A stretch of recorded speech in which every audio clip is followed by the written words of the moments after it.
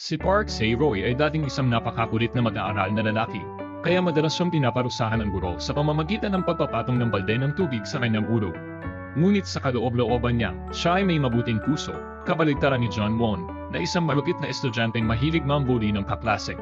Si John Won ay isang anak ng mayamang pamilya, kaya walang nagtatangkang labanan siya. Nakita ni Se-roy na hindi makatalo man ang nangyayari kaya agad siyang tumindi. Ngunit mabilis siyang pinigilan ng kaibigan si Sua at sinabing, huwag mong galawin ang taong ito. Kapag nasaktan mo siya, maaaring madamay ang buong pamilya mo. Sa kabila ng babala, nakasloob na lumapit pa rin si Se-roy upang pigilan si John Won at pinagsabihan pa ito sa harap ng naguguluhang mga kaklase. Labis itong ikinahiya ni John Won. Binangganti, patuloy niyang pinahirapan ang kaibigan ni Se-roy upang patunayan ang sarili. Hinamon ni John Won si Se-roy kung gusto niyang makipaglaban. Nang malapit na silang magkasundukan, pumasok ang guro sa silid. Ngunit binaliwala lamang ito ni John Won at patuloy na pinahirapan ng mga kaibigan ni Se-roy. Dahil sa takot ng guro sa impluwensya ng mayamang pamilya ni John Won, nagbulag-bulagan na lamang ito. Napansin ito ni John Won kaya lalo pa niyang inudyukan si Se-roy. Se-roy, na hindi na makapagtigil, ay agad na sinugod si John Won. Hindi niya namalaya na ang kanyang ginawa ay nagdala ng panganib sa buong pamilya niya. Ang ama ni Se-roy, na nagtatrabaho sa kumpanya ng ama ni John Won, ay agad na ipinatawag ng manager. Samantala, si Se-roy naman ay pinarusahan ng vice principal, na hinato siya ng pamalo, habang pinapanood ni John Won upang siya ay mapahiya. Sa huli, ang principal ay yumuko at humingi ng paumanhin kay John Won. Sa sandaling yun, dinala ng ama ni John Won si Se-roy at ang kanyang ama. Sa unang tingin, mukhang makatwiran ng ama ni John Won. Napagtanto ng presidente na matagal nang nagtatrabaho ang ama ni Se-roy, kaya't ayaw niyang patalsikin si Se-roy sa paaralan o ay pakulong siya. Labis itong ipinagpasalamat ng ama ni Se-roy. Ngunit pinilit ng presidente si Se-roy na lumuwag at humingi ng tawad sa kanyang anak. Si Se-roy, na isang matuwid at matigas ang prinsipyo, ay tumanging gawin ito. Sinabi niya, tinuruan ako ng aking ama na huwag kailanman ibaba ang aking dignidad. Nang marinig ito, labis na nagalit ang presidente, ngunit sa kabila nito, naganap ang ama ni Se-roy. Sinabi niyang ipinagmamalaki niyang magkaroon ng isang anak na matuwid. Nang marinig ito, nakaisip ng nakakatakot na ideya si John Won, at lalo pang nagalit ang presidente. Agad niyang pinatalsik sa trabaho ang ama ni Se-roy. Labis na nanungkot si Se-roy sa nangyari dahil sa kanyang ginawa. Pinipigilan niya ang kanyang galit habang manipit na nakakuyom ang kanyang mga kamao ngunit wala siyang magawa. Ang mag-ama ay nagpunta sa isang pub at nag-usap ng masinsinan. Sinabi ng ama na masaya siya dahil lumaki si Se-roy bilang isang matuwid na tao. Kung tayo ay matuwid, wala tayong dapat pagsisihan, sabi niya. Masayang naginuman ang dalawa, hindi nila alam na nagsisimula na ang isang trahedya. Kinabukasan, sa anunsyo sa paaralan, nalaman na si Se-roy ay pinilit na tumigil sa pag-aaral. Dahil dito, nawalan din ng trabaho ang kanyang ama, kaya't ang mag-ama ay parehong nawalan ng patutunguhan. Ginamit ng ama ni Se-roy ang lahat ng ipon niya upang magbukas ng isang maliit na restaurant. Madalas dumalaw si Sua dito upang kumain kasama si Se-roy. Sa mga panahong ito, ang insidente ang nangyari. Hindi inaasahan, gusto rin pala ni John Won si Sua. Sinubukan niyang manligaw kay Sua, ngunit si Sua ay may gusto kay Se-roy kaya't hindi niya ito pinansin. Dahil dito, lalong nagalit si John Won sa pamilya ni Se-roy. Isang gabi, habang nagde-deliver ng pagkain gamit ang motor ang ama ni Se-roy, sinadya ni John Won na banggain siya gamit ang kotse mula sa likuran. Dahil dito, nahulog ang ama ni Se-roy sa bangin at agad na namatay. Ang pagkamatay ng kanyang nag-iisang mahal sa buhay ay nagdulot ng matinding lungkot kay Se-roy. Bukod pa rito, ang ama na namatay ay ang taong labis na minahal at hinamaan ni Se-roy. Habang nagdadalamhati siya, biglang dumating ng pulis at ipinahayag na ang panig ng salarin ay nais makipagkasundo. Nararamdaman ni Se-roy na lubhang binabastos nila ang halaga ng buhay ng tao. Habang kinukuha ni Sua ang mga dokumentong nalaglag sa lupa, bigla niyang napansin ang larawan ng sasakyan sa litrato ni John Won. Naalala niya ang plaka ng kotse at tugma ito sa nasa larawan. Malinong na inayos ng pulis at ng mayamang pamilya na may ibang tao ang umapaw ng kasalanan sa halip na si John Won. Dahil sa matinding galit, agad na hinanap ni Se-roy si John Won. Gabi na noon at umuulan, nang matagpuan niya si John Won sa hardin ng ospital. Nang makita ni John Won si Se-roy, siya ay nagulat at natakot, kaya't napaupo siya sa lupa. Ibinuhos ni Se-roy ang lahat ng kanyang galit at puot kay John Won. Para kay Se-roy, ang kanyang ama ay ang buong mundo, ngunit ang masamang taong ito ay walang awang kinuha ang lahat mula sa kanya. Binugbog ni Se-roy si John Won hanggang mawalan ito ng malay. Sa sandaling yon, kinuha niya ang isang bato, may balak patayin si John Won. Ngunit dumating si Sua kasama ang mga pulis at napigilan siya. Itinutok ng mga pulis ang kanilang baril at inutusan si Seroy na ibaba ang bato. Kung hindi, sila ay magpapaputok. Nang makita nilang hindi ibinababa ni Seroy ang bato, isa sa mga pulis ang naglagay ng bala at handang kalabitin ang gatilyo. Sa kritikal na sandali, tumayo sa pagitan nila si Sua at humadlang. Pinayuhan niya si Seroy na magpakalma. Sinabi niya na kung makikita ng kanyang ama ang kanyang ginagawa, tiyak na malulungkot ito. Ang pag-iisip sa kanyang ama ay unti-unting nagdala ng katahimikan kay Seroy at ibinaba niya ang bato. Binawi ng mga pulis ang kanilang mga baril, ngunit iniwan nila si Seroy sa gitna ng matinding paghihirap. Napaiyak siya sa sakit at galit dahil hindi niya magawang maghiganti. Pagkatapos ng insidente, si Seroy ay ikinulong. Dumanaw ang presidente upang kausapin siya at sinabi na patatawarin siya kung luluwad at hihingi siya ng tawad. Nang marinig ito, agad na nagalit si Seroy. Sinabi niya, ang taong kailangang lumuhad ay ang anak mo. Sa narinig, nagalit ang presidente at agad siyang tinakot. Sinabi niya, tingnan natin kung gaano kita pahihirapan gamit ang batas. Alam ng presidente na malapit si Sua kay Seroy, kaya agad niyang ibinatawag si Sua sa kanyang bahay. Alam niyang wala itong sapat na pera para makapagpatuloy sa pag-aaral, kaya't sinubukan niyang sugulan si Sua upang magbigay ng paborableng testimonya para sa kanyang anak. Tinanong ni Sua kung magkano ang handa nitong ibigay. Natuwa ang presidente sa sagot ni Sua at humalakhak ng malakas. Sa mga sandaling yon, biglang dumating si John Won. Si John Won, labis na nagsisisi, ay nais sanang sumuko at akuin ang kanyang kasalanan. Ngunit mariing tinutulan ito ng presidente. Iginiit niya na hindi maaaring madumisan ang pangalan ng kanyang tagapagmana. Sinabi niyang si John Won ang magmamana ng kanilang kayamanan at hindi maaaring magkaroon ng kriminal na record. Dahil dito, napilitan si John Won na sundin ang kanyang ama, kahit na ibig sabihin ito ay magiging mas manupit siya. Dinala siya ng presidente sa isang farm.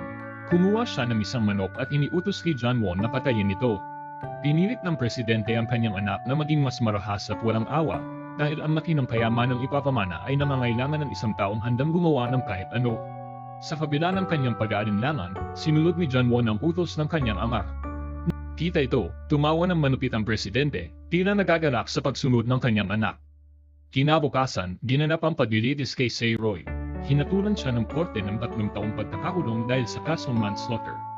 Nalaman na ang presidente ang pumatay sa taong umako ng kasalanan at saka itinurong si Seroy bilang salarin. Labis na nagdamdam si Seroy nang malaman ito, ngunit wala siyang magawa.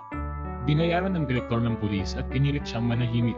Sa unang araw ni Seroy sa bilangguan, pinilit siyang lumuhad ng mga nakatatandang preso, ngunit tumawa lamang siya ng malakas na nagdulot ng kalituhan sa kanila. Lumabas na ang presidente pala ang nag-utos na ilagay ang mga preso na ito upang gawing mas mahirap ang buhay ni Seroy. Dumating si Sua upang magtangkang bisitahin si Seroy at nakita ang kanyang mga pasa sa mukha. Lumuha siya sa kalungkutan at nagsisi.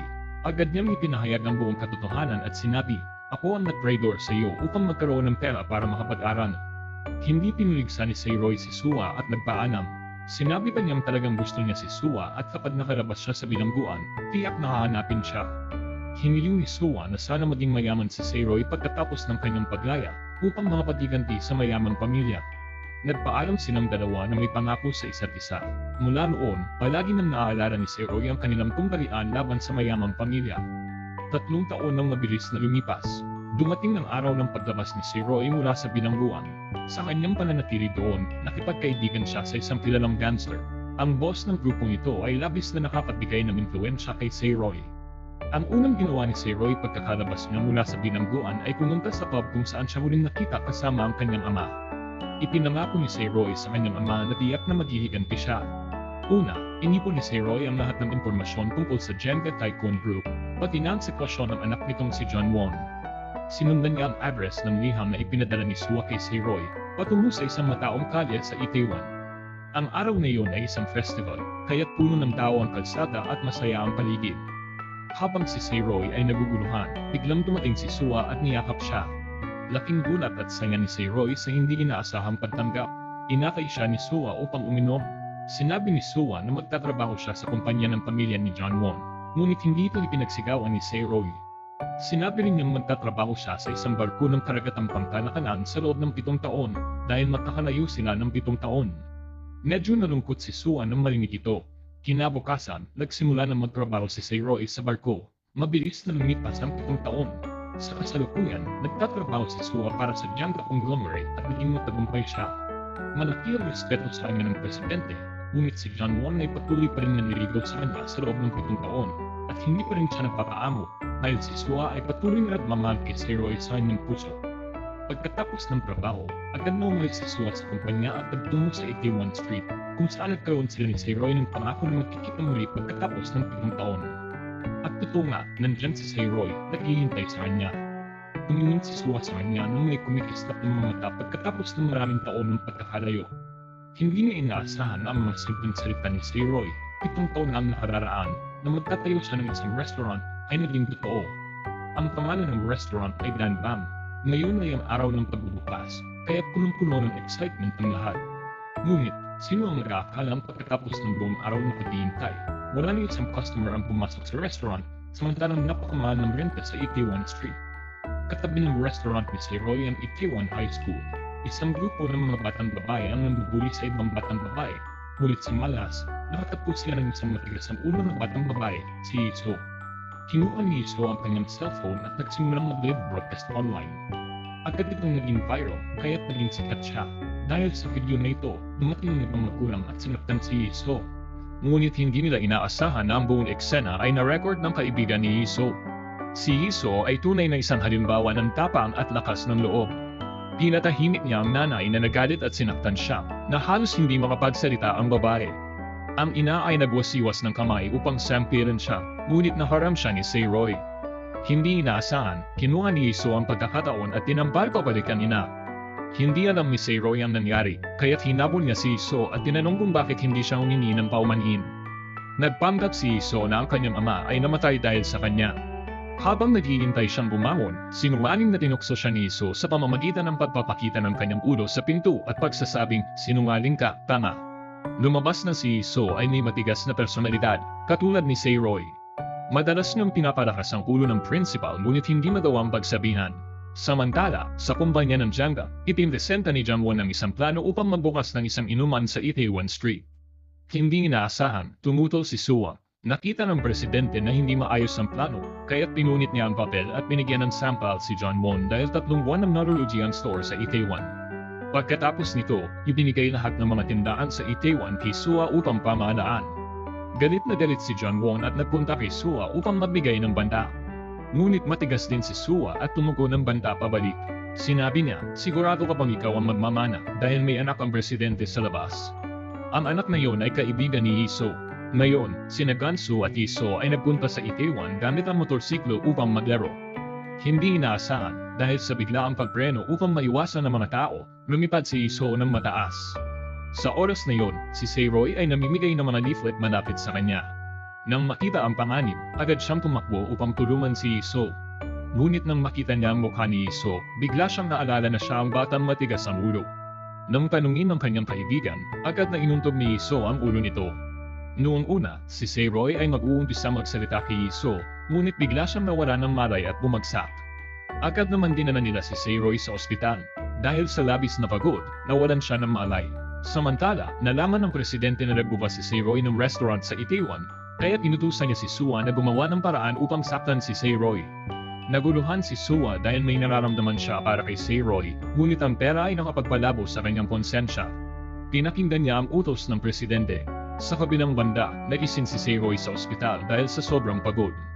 Pinuna ni Iso ang paggamit ng leaflet sa advertising na outdated na. Mabait niyang sinabi kay Seroy kung paano mag-advertise sa mga social media upang mas mabilis na umunlad. Isinulat ni Seroy ang mga suhestyon at nagpaalam sa kanya. Sa gabing yun, pumunta si Iso at ang kanyang mga kaibigan sa Abadam Janga restaurant upang subukan ito. Totoo nga, maraming customers ang naroon. Nang pumasok sila, napansin ni Iso na may 2 taong na wala pang 18 taong gulang, kaya pinabalik niya sila. Kaya't nagdesisyon ang 3 na pumunta sa Danbam na nasa kabilang panid ng kalsada. Pagpasok nila sa Danbam, nakatagpo sila kay Seroy. Dahil walang customers, kahit alam niyang hindi pa sila 18, pinayagan pa rin niyang pumasok ang grupo. Umupo si Iso at agad niyang napansin na walang customers dahil mukhang sobrang shabby ng restaurant. Samantala, naglakad-lakad si Seroy upang malaman kung bakit walang customers ang restaurant. Sa kanyang paglalakad, aksidenteng nakatagpo siya kay Sua at ikinwento niya na 2 buwan na niyang iniisip kung bakit walang customers ang restaurant. Pagdating ni Sua sa store, napansin niyang ang grupo ni Iso ay hindi pa 18 taong gulang. kaya agad niyang tinawagan ng mga pulis. Sa loob ng restaurant, ang kaibigan ni Iso ay may disrespectful na ugali sa mga empleyado. Agad na ibinagtanggol ni Roy ang mga empleyado at pinagalitan ng lalaki. Sinabi niya na kailangan maging makatarungan. Ang batang lalaki ay lasing at nagsimula siyang mag-insulto. Hinihila pa ang kwento ni Roy at nais siyang saktan. Hindi inaasahan nang subukan niyang suntukin si Roy. Mabilis na lumabas ang isang empleyado at pinigilan siya. Dahil dito, tinamaan ng empleyado ang batang lalaki na nagresulta sa pagkawala ng malay nito. Sa wakas, kinuha ng empleyado ang napakainit na hotpot at ibinuhos ito diretso sa mga paa ng batang lalaki. Lumabas na ang empleyado ay isang thug. Sa puntong yon, dumating ang mga pulis at sinabi nilang may nag-report na may mga minor de edad sa loob. Dahil dito, sila ay lahat inaresto at dinala sa istasyon. Ang normal na parusa ay ang pagpapasara sa restaurant ng 2 buwan. Dahil dito, nagalit si Song Kwan at nag-ulo ang paligid. Sa puntong yon, dumating si John Won upang tulungan ang kanyang kapatid. Ayon sa utos ng presidente, tawa siya ng tawa nang makita niyang nabigo si Roy. Labis na galit si Roy, at nang makita ng mga pulis na anak ito ng presidente, agad nilang kinaligtaan ang insidente. Ngunit hindi inaasahan, pinigilan ni Roy ang mga pulis na baliwalain ito. Sinabi niyang dapat tratuhin siya tulad ng isang taong may sala at tinanong kung bakit siya pinapalampas dahil lang sa mayaman ng pamilya nila. Hindi maintindihan ni Roy kung bakit natatakot ng mga pulis sa anak ng tycoon. Pagkatapos magsalita, tumayo si Roy at naglakad. Nakita ito ni Iso at tinahak siya. Sinabi niya wala na ba siya ng isip. Ang pagpapasara ng 2 buwan ay magdudulot ng pagkalugi sa restaurant. Binatikos siya ni Iso dahil sobra siyang diretso at hindi marunong magpakumbaba. Ngunit sinabi ni Roy na siya ay isang tao na mahilig magwasak. Nagpatuloy ang kanilang pagtatalo. Dumating si John Won at sinadyang binanggit ang tungkol sa kung paano niya pinahamak ang ama ni Roy noon. Pinukaw nito si Roy upang salakayin siya. Ngunit natutunan na ni Roy mula sa kanyang mga nakaraang pagkakamali. Sinubukan niyang maging matiisip, ngunit sobrang yabang ni John Won. Inanunsyo ni Roy na bubuklatin niya ang kaso kung saan pinatay ni Jung Won ang kanyang ama. Sinabi ng tiyak niyang papanagutin si John Won sa kanyang mga kasalanan. Nang marinig ito, nataranta si Jung Won at si Iso naman, na nasa tabi, ay nagsimulang magkaroon ng interes kay Roy. Nais nang tulungan siya sa paghihiganti. Dahil sa kanilang away, naparusahan si Iso at Junso sa pamamagitan ng pagpapatakbo sa paligid ng paaralan at pinag-awa silang magsulat ng 100 na ulat ng pagpaparusa. Ngunit hindi sumunod si Iso at imbes na magsulat, nag-drawing na lang siya ng larawan ni Roy. Labis siyang bumama sa estilo ni Roy. Araw-araw ay dumadaan si Iso sa tindahan ni Roy, kahit na sarado ito. Isang linggo ang lumipas at sumapit ang bagong taon. Nagtipon ng lahat upang ipagdiwang ang bagong taon. Pumasok si Iso sa isang bar upang ipakita ang kanyang ID at ipagmalaki na siya ay 18 taong gulang na. Kahit na nag-iinuman si Iso kasama ang mga kaibigan, hindi siya masaya dahil tanging si Roy lamang ang naiisip na ang taong tumulong sa kanya noon. Wala siyang ibang maisip kundi siya. Samantala, nakatagpo si Roy ng pagkakataon na makausap si Sua sa isang pamilyar na tindahan.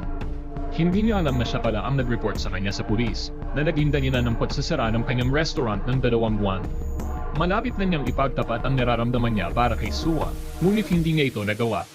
Matapos mag-inuman, nais nang umuwi ni Iso, ngunit bigla siyang inabon ng isang pervert na nakasama niyang uminom. Gusto siyang dasain ng lalaki, ngunit matigas na tumanggi si Iso. Patuloy siyang pinipilit, kaya't nagbigay siya ng pera upang palayasin ito. Ngunit na-offend ang lalaki at agad siyang sinaktan. Nagpatuloy ang lalaki sa pang-aabala, kaya't nag-struggle si Iso upang makawala. Dahil dito, lalong nainis ang lalaki at patuloy siyang hinabol. Walang magawa si Iso kundi tumakbo at pumasok sa isang maliit na eskinita. Tumakbo si Iso papasok sa men's restroom. Doon ay muli niyang nakatagpo si Roy. Nahihinga si Roy, ngunit ngumiti si Iso. Kanina, ang bastos na lalaki ay tumakbo papunta roon at nagkunwaring kalmado. Sinubukan hinahin si Iso at sinabing siya raw ang nobyo niya. Ngunit nakita ni Roy ang sugat ang mukha ni Iso at agad niyang napansin na may mali. Dahil dito, humingi si Iso ng tulong kay Roy, kaya't agad na pinukpok ni Roy ang lalaking yon. Tumakas silang dalawa, at sa pagkakataong yon, nakatagpo sila kay Sua na kaka-rating lang. Kaya 3 tao silang tumakbo ng sabay-sabay. Hindi pa naranasan ni Iso ang tumakas ng ganito kaligaya. Nang makita ni Sua na pinapansin ni Roy si Iso, nakaramdam siya ng pagkainggit. Nang mga sandaling yon, nagsimula ng maghiwalay ang dalawa patungo sa kanilang bahay, nang biglang huminto si Iso. Nagdesisyon si Iso na anyayaan si Roy para uminom bilang pasasalamat sa pagtulong niya sa kanya kanina. Sinabi ni So na tutulungan niyang i-promote ang restaurant ni Roy sa kanyang Instagram. Habang si Roy ay nagpunta upang kumuha ng tubig, ang dalawang babae nagkaroon sila ng isang dramatikong pag-uusap. Nagmamagaling si Sua at sinabi na si Roy ay may gusto sa kanya noong nakaraang 10 taon. Nang marinig ito ni So, sinabi niyang gustuin niya si Roy. Ang tensyon sa pagitan nila ay tumaas at pareho nilang pinunaan isa't isa na nagdulot ng isang matinding tensyon sa kanilang usapan. Sinabi ni Sua na dahil kay Iso, napilitan magsara ng hindi inaasahan ng restaurant ni Roy. Matalino si Iso, binalikan siya ni Iso at tinanong kung sinabi ba ni Sua sa mga pulis. Dahil dito, biglang nakaramdam ng guilt si Sua. Hinuskahan ni Iso si Sua dahil naglakas loob itong ipagsaksak si Roy sa likod. Inamin ni Sua ang kanyang ginawa at hinamon si Iso. Sinabi ni Sua na kahit ano pa ang mangyari, mamahalin pa rin siya ni Roy. Nang bumalik si Roy na may dalang tubig, inamin ni Sua ang lahat. Sinabi niyang ipinaalam niya sa mga pulis dahil akala niyang patatawarin siya ni Roy dahil sa akal ang gusto siya nito. Ngunit sinabi ni Roy na medyo nadismaya siya sa kanyang ginawa. Nahihiya at nalulumbay si Sua, kaya siya na mismo ang nagpasya na umalis. Samantalang nagpatuloy si Iso at Roy sa pag-inom at nag-usap pa. Dito, tinukoy ni Iso ang lahat ng aspeto na kailangan pang pagbutihin ng restaurant, mula sa dekorasyon, mga tauhan, hanggang sa menu, hanggang sa uminom si Roy at inamin ng lahat ng nasa kanyang puso, na lamang napatindi ng paghanga ni Iso sa kanya. Pagkalipas ng ilang sandali, tumayo si Roy, ngunit sobrang lasing kaya siya ay nahulog sa lupa. Hindi maintindihan ni Iso kung kailan siya nahulog sa kanya, sinusuportahan siya, at bigla na lang siyang hinalikan ng may pagmamahal. Biglang nagising si Roy sa ospital. Hindi niya naalala ang hanip na yon. Sa oras na yon, ipinagtapat ni Iso sa kanyang ina na may gusto siya sa isang lalaki. Sinabi niyang nakaharap siya sa isang mahirap na sitwasyon at may hinanakit, ngunit sa hindi malamang dahilan, nahulog siya rito at hindi makalabas. Agad na pinigilan siya ng kanyang ina dahil natatakot itong magdusa ang kanyang anak. Nagtanong si Iso kung dapat ba niyang ipagpatuloy o itigil. Nag-flip siya ng coin at kung heads, ititigil niya. Hindi inaasahan, heads na ang lumabas. Nang makita ito, nagdesisyon si Iso na ituwing ito bilang isang desisyon na nakatagilid. Sobrang saya ni Iso na agad siyang tumakbo patungo sa pub ni Roy. Pagkakita niya sa kanya, agad siyang nahulog sa kanya. Nagdesisyon si Iso na maging manager ng restaurant upang matulungan siyang maabot ang kanyang hindi natapos na pangarap. Hindi inaasahan, dumating din ang anak ng isang taiko na illegitimate upang magtrabaho doon. Si Jin Soo ay anak ng isang kabit, kaya't madalas siyang inaabuso ni Jin Wan. Ang ina naman niya, dahil sa pagsulot sa kanyang kasintahan, iniwan si Gon Soo. Ang galit na presidente ay pinaalis din siya. Sa loob ng maraming taon, namuhay si Jin Soo na parang ulila. Kailangan niyang gumawa ng lahat ng paraan upang mabuhay. Dahil nakita niya ang kabutihang loob ni Roy, nagdesisyon siyang magtrabaho para sa kanya. Kaya't ang buong restaurant ay may 5 tao lamang. Sinabi ni Wan na hindi kailangan ng maliit na restaurant ng manager, ngunit agad na ipinakita ni So ang mga dahilan kung bakit hindi matatagumpay ang restaurant. Ang una ay ang staff na hawak ang pagkain sa kanilang mga kamay. Dahil dito, mararamdaman ng mga customer na madumi. Walang mga tipikal na pagkain nasa menu, kaya't nahihirapan ng mga customer sa pagpili. Walang background ang restaurant para mag-check-in ng mga customer. Bukod pa dito, ang pagkakaprepara ng pagkain ay hindi kaakit-akit. Matapos tikman, nais nilang isuka ito. Pagkatapos marinig ito, labis nang umanga si Roy kay So. Agad niyang ginawa siyang manager ng restaurant. Inutusan niya ang lahat na sundin ang mga utos ni So. Sa ganitong takbo ng mga pangyayari, magiging isang malaking shareholder ang tao ito at maaaring mapatalsik ang chairman. Agad na nagpunta ang nag-aalalang presidente upang makipagkita sa babaeng direktor at tinanong kung mayroon pa siyang ibang mga ideya. Dito, unang giniba ni So ang pader upang mapalawak ang lugar. Ginamit niya ang kanyang talento sa disenyo upang i-redesign ng restaurant at mabilis na naging maganda ang espasyo na pwedeng pag-check-in ng mga tao at kuhanan ng mga larawan. Hindi nagtagal, muling binuksan ang day shop at ginamit ni So ang mga social network upang i-promote ang pub. Kilala ang kanyang Instagram, kaya't maraming tao ang naging interesado, salamat sa kanya. Puno ng tao ang Danbang Pub at may mga naghintay pa sa labas. Bagaman na pala ang mga staff, masaya naman ng lahat. Nakita ito ni Sua at labis na nagalit, habang si Roy sa loob ay labis na ipinagmamalaki si Iso. Sa araw na yon, tumaas ang kanilang kita ng higit sa 3 million won. Kinabukasan, naglakad ang presidente at si Sua sa ET1 upang imbestigahan ang sitwasyon. Inamin ng presidente na nais niyang pakasalan ni Sua ang kanyang anak na si John Won, ngunit labis na ayaw ni Sua sa kanya kaya't hindi siya sumagot sa mga sinabi ng presidente. Ginamit ng presidente ang pagkakataon na ito upang dalhin si Sua sa harap ng Danbam Restaurant. Nang makita nilang puno ang restaurant, inutusan ng presidente si Sua na gumawa ng paraan upang sirain ang restaurant na ito. Ilang araw pagkatapos, patuloy pa ring matao ang restaurant tulad ng unang araw. Ngunit dahil nag-leave ang chef si Seiroy ang kailangan pumasok at magluto sa halip. Patuloy pa rin ang maayos na takbo ng trabaho. Nang sumunod na araw, nagreklamo ang mga customer na may buhok sa pagkain. Nagreklamo rin ang mesa sa tabi na bland daw ang pagkain. Ang pagiging papaya ni Chef Yoni sa kanyang trabaho ay ikinagalit ni Yiso. Pinagalitan niya ang chef at sinabing kailangan nitong mag-focus sa trabaho. Pagkatapos ay nais ni Yiso na pwedeng tanggalin siya sa trabaho upang hindi magsara ang restaurant. Tinawag ni Seiroy ang chef upang ituro ang problema, ngunit dahil mabait siya, hindi niya ito tinanggal at bigla pa niyang dinobol ang sweldo ni Hyoni. Nais ni Seiroy na magsikap si Yiso at maging karapat-dapat sa perang tinanggap niya. Kasabay nito, nagbigay siya ng tanumpati upang palakasin ang espiritu ng lahat. Dapat magkaisa ang lahat at magsikap ng sabay-sabay. Si Yiso lang ang medyo malungkot dahil hindi siya pinakinggan ni Seiroy. Kinabukasan, hindi sinasadya ni Yiso na makasalubong ang isang grupo ng mga barkada ng mga bully. Pumunta sila doon at nais nilang habarin siya upang pagtawanan. Buti na lang at dumating si Gansu sa tamang oras at sa isang pagtatalo nila ng mga kaklase, inamin ni Yiso na siya ang nag-utos sa mga pulis upang gawin dahilan ng inuman na nangyari noong araw na iyon. Dito, bigla niyang na-realize na mali ang kanyang pagkakakusa kay Sua, kaya't pinatatadya kanya ang kaibigang yun. Sa mga sumunod na araw, madalas pumunta si Yiso upang suyin ang mga luto ni Hyoni. Dahil dito, lalo pang gumaling si Hyoni sa pagluluto. Matagumpay na naresolba ni Seiroy ang mga internal na alitan at napataas ang restaurant. Samantala, sa pub, si Sua ay nakaupo at iniisip ang mga sinabi ng presidente. Sinabi nito kung anong panig ang nais ni Sua.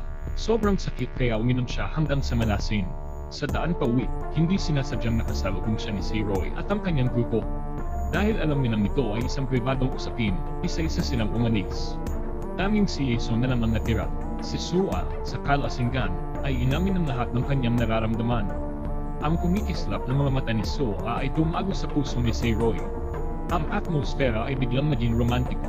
Papalapit na ang mukha ni Sua upang halikan si Seiroy sa harapan ni Yiso. Nang halos magdikit ang kanilang mga labi, agad na ginamit ni Yiso ang kanyang kamay upang pisirin ang bibig ni Sua at itulak siya palayo. Pagkatapos ng lahat, nais ni Yiso na manatiling buo ang mga labi ni Seiroy. Si Sua ay nangihiyak, ngunit dahil nais niyang asarin si Yiso, patuloy niyang tinanong kung makakasama sila sa pagkain kasama ang grupo ni Seiroy. Hindi na kayang tumanggi ni Seiroy kaya pumayag siya na nagdulot ng labis na hindi komportableng atmosfera sa buong grupo, lalo na kay Yiso. Sinabi ni Sua na ang dahilan kung bakit matagumpay ang Jungle Group ay dahil nag-ooperate sila sa anyo ng isang restaurant chain. Bukod pa rito, ang presidente ang lumikha ng recipe kaya sila naging matagumpay. Agad na ipinahayag ni Seiroy ang kanyang hamarin. Sinabi niyang gagawin ng mas malaking franchise chain ng Danbam Restaurant kaysa sa Jungle Group. Nang marinig ito, labis na natuwa ang lahat. Itinaas ng buong grupo ang kanilang baso upang tuparin ng pangarap na ito. Pagkatapos uminom, nagkaroon ng isang dramatikong pag-uusap sina Sua at Yiso sa banyo. Sinabi ni Yiso na mayroon siyang oppositional defiant disorder. Inamin niyang talagang gusto na si Seiroy. Kung may bumadlang sa kanya, gagamitin niya ang anumang paraan upang sirain ang taong yon. Hindi inaasahan, hindi nagpatalo si Sua. Idineklara niyang kung gusto niya, maglalaban sila hanggang sa uli. Samantala, sa opisina ng presidente ng Jenga Group, sinabi ni Sua na matagumpay ang Jenga Pub. Puno sila dahil sa pamamahala ni Yiso. May mataas na IQ na 162 si Yiso. Sinabi rin ni Sua na nais ni Seiroy na gawing isang franchise restaurant chain ang Danbam. Nang marinig ito ng presidente, medyo nag-alala siya. Natatakot siyang magiging kakumpetensya ng Danbam ang Jenga sa hinaharap. Ang bahagi ng Danbam ay patuloy na damadami. Plano ni Yiso na mag-recruit ng mas maraming tao upang maghanda sa pagpapalawak ng restaurant. Sa halip na tumanggap ng sahod, makakatanggap siya ng 20% komisyon.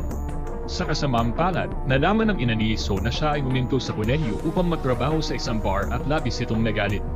Ngunit sinabi ni Yiso na gusto na niyang makilala si Seiroy at nais niyang magsikap para magtagumpay, kahit na magkamali. Hindi magkasundo ang ina at anak. Kinailangan ni Yiso na magpaalam sa kanyang ina, pagkatapos ay kinuha ang kanyang backpack at umalis sa bahay. Habang malungkot siyang nakatayo sa tulay, dumaan si Seiroy. Alam niyang pinaalis siya ng kanyang ina dahil huminto siya sa kolehiyo upang matrabaho kasama siya.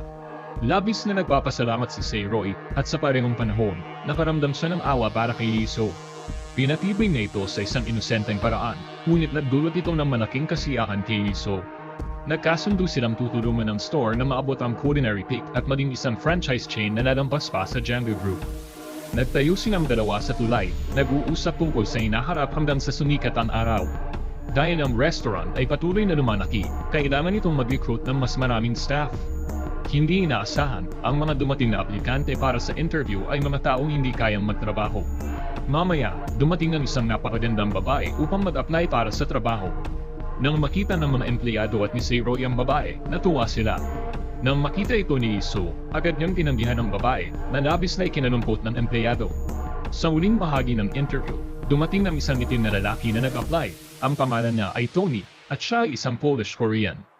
Inisip ni Iso na okay lang, kaya tinanggap niya agad si Tony dahil nais nang lumago ang dandang pub ng higit pa kaysa sa Ice Hole.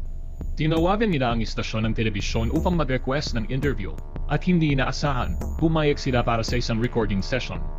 Nang matanggap ni Seiroy ang balitang ito, labis siyang natuwa. Hindi niya napigilan at sinabi ito kay Sua. Naglakad silang dalawa at nag-usap ng marami. Nakita ito ni John Won at labis siyang nagselos. Pumunta siya sa bahay upang i-report ang nangyari kay tatay.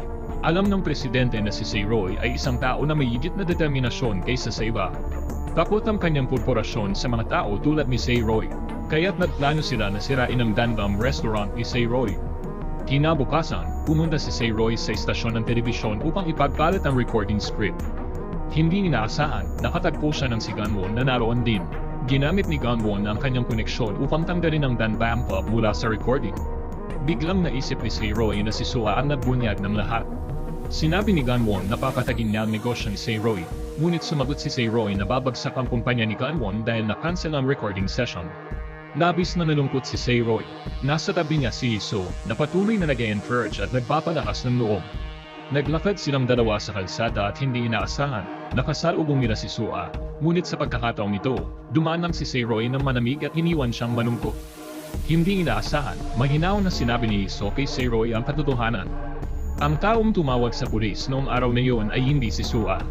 Nang marinig ito, agad na tumakbo si Seiroy upang hanapin si Sua at humingi ng tawad. Pagkatapos tumakbo ng ilang sandali, nakita niya siya sa bus stop. Agad na kinuha ni Seiroy ang kamay ni Sua at sinabi niyang magpaplano siyang harapin ang Django Group upang hindi na siya magdusa. Pagdating ng bus, naghiwalay sila. Pagkatapos umalis ni Sua, agad na tinawagan ni Seiroy ang isang misteryosong tao na nagmamasid sa mga stocks ng Django Group. Ipinagbigay alam ng tao na ang shares ni Seiroy ay nagkakahalaga ng mahigit 100 bilyong won. Agad na nagutos si Seiroy na bilhin ang lahat shares ng Django. Rinig ito, nagmadali ang mga tao upang ipaalam sa presidente na binili ni Seiroy ang maraming shares ng Django. Napag-alaman na bumili si Seiroy ng shares 8 taon na ang nakalilipas, na 9 taon ng iskandalo ni John Mon na nagdulot ng pagbagsak ng presyo ng shares sa pinakamababang halaga. Ngayon, si Seiroy na ang ikatlong pinakamalaking shareholder ng Django Group. Nang malaman ito, nagulat ang chairman. Tumawa siya ng sobrang lakas hanggang sa mawalan ng gulira. Hindi na inasahan na magiging sobrang husay ni Seiroy. Agad na pumunta si President Jang sa Dandam Pub upang makipagkita kay Seiroy. Inisip ng si Seiroy ay isang manok, ngunit naging isang fox pa na. 8 taon na ang nakalilipas, ginamit niya ang lahat ng pera mula sa insurance ng kanyang ama upang bumili ng mga stocks mula sa taong pumatay sa kanyang ama. Ang parehong mukha nila ay lubhang mapanganib. Gayunpaman, pinatuloy pa rin ni Seiroy ang presidente ng maayos. Nagutos siya sa chef na magluto ng pinakamasarap na pagkain. Si Seiroy mismo ang naghatid ng pagkain sa mesa. Biglang tinanong ng presidente si Seiroy kung ano ang layunin niyang bilhin ng mga shares at bakit siya bumili ng marami. Sa puntong yun, lahat ay nagulat dahil alam nilang mayaman si Seiroy. Siyempre, hindi sinabi ni Seiroy ang kanyang tunay na intensyon na kunin ang Django Group. Nagbiro siya na binili niya ito dahil nakita niyang may potensyal. Nasiyahan ang presidente at lahat sa pagkain dahil masarap ito, kaya tinubos nila ito. Nang matapos kumain, biglang binanggit ng chairman ang ama ni Seiroy. Tinayuan niya si Seiroy na sumuko na at huwag matangkang labanan siya. Banta pa niya kay Seiroy na kung magpapatuloy siya, tiyak na mabibigo siya. Nang marinig ni Seiroy ang tungkol sa kanyang tunay na ama, hindi na niya maitago ang kanyang emosyon at hindi na natubiling ibahagi ang kanyang plano para sa paghihiganti. Nangako si Seiroy na papanagutin si Chairman Jong at si John Won sa pagpatay sa kanyang ama. Sumigaw si Sayroy ng galit. Ang mga salita niya ay nagdulot ng matinding tensyon sa amin. Nagalit si Chairman Zhang at gusto niyang makipagtalo hanggang sa muli. Ngayon, nalaman ni Iso kung gaano ka-imprudent at ka-talented si Sayroy. Kaya't ibinunyag ni Sayroy na ito pa lamang ang unang hakbang ng kanyang plano upang sakupin ng Janga Group. At ang kanyang card ay ang kaibigan niyang si Hojan na tumulong sa kanya sa lahat ng bagay habang siya ay nasa bilangguan. Napagka naman na siya ang tao na inapuso ni Jongwon, at si Sayroy ang tumayo upang ipagtanggol siya upang suklian ang kabutihan. Si Hojan ay lihim na namamahala sa pananalapi at negosyo ni Sayroy dahil nagtapos siya sa larangan ng pananalapi. Sa loob ng 10 taon, pinalago ni Hojan ang 100,000 won ni Sayroy at ginawang isang napakalaking halaga ng pera. Ilang araw na ang nakalipas, pumunta sila upang makipagkita sa CEO ng Janga Company. Ipinropose ni Sayroy na makipagtulungan sa pagbabagsak kay Director President John at gawin siyang bagong presidente ng grupo dahil ang ama ni Sayroy ay isang tao ring may utang na loob sa direktor. Kaya gusto rin niyang magbalik loob, ngunit ang kondisyon ay kailangan niyang magkaroon ng mas malaking bahagi kaysa kay Chairman Jam. Ilang araw pagkatapos, nagkita sila muli, nagkamay sila at nagkasundong makipagtulungan. Kinabukasan, pumunta ang direktor sa bahay ni Chairman Jam upang maglaro ng chess. Tinayuan niya si Chairman Jam na huwag ipilit na ipasa ang kumpanya sa kanyang anak. Dapat niyang piliin ang tamang tao na mamuno sa grupo. Pagkatapos sumalis ng direktor, nagdala si Secretary Kim ng ilang mga litrato kay Chairman Jam na nagsisilbing ebidensya ng pagtutulungan ni na si Roy at ng direktor. Nagsimula ng mag-isip si Chairman Jam ng plano para tumugon at nagsimula ng magkaroon ng ibang pananaw si Iso kay Sayroy. Kahit na matalino siya, hindi pa rin niya nahulaan na ganito kagaling si Sayroy. Nagtanong si Junso kung anong klaseng tao si Sayroy, ngunit hindi ang ni Iso. Kaya tumakbo si Junso pa uwi upang tanungin ang kanyang ama, ngunit hindi sumagot ang presidente at nilura siya, sinabing walang silbi siya at nagtatrabaho pa para sa kanilang kalaban. Narinig ito ni Junso at nakaramdam siya ng kaiyahiya, kaya umalis siya. Matapos ang mga insulto mula sa kanyang ama, tinawagan ni Junso si Iso upang maglakad at magtapat sa kanya. Sinabi ni Junso na talagang gusto niya si Iso, ngunit sinabi ni Iso na bibigyan siya ng pagkakataon kung nakawin niya ang kumpanya mula sa kanyang ama. Ang pangungusap na ito ay nagpaiyak kay Junso. Nang magbalik sila, nakita nila si Sayroy na may dalang backpack at umaalis. Nakita ito ni Iso at agad niyang iniwan ang lahat ng kanyang gawain upang sundan si Sayroy ng buong puso, at matigas ang kanyang desisyon na sundan siya. Nang makita ni Sayroy na sobrang cute ni Iso, pumayag siyang isama siya. Pumunta silang dalawa sa isang bus patungo sa isang maliit na baryo. Sa bus, ikinwento ni Sayroy ang kanyang buhay na kasing hirap ng impyerno. Makalipas ang kaunting oras, pumunta sila sa bahay ng dating pulis na nag-iimbestiga sa aksidente noong taon na iyon.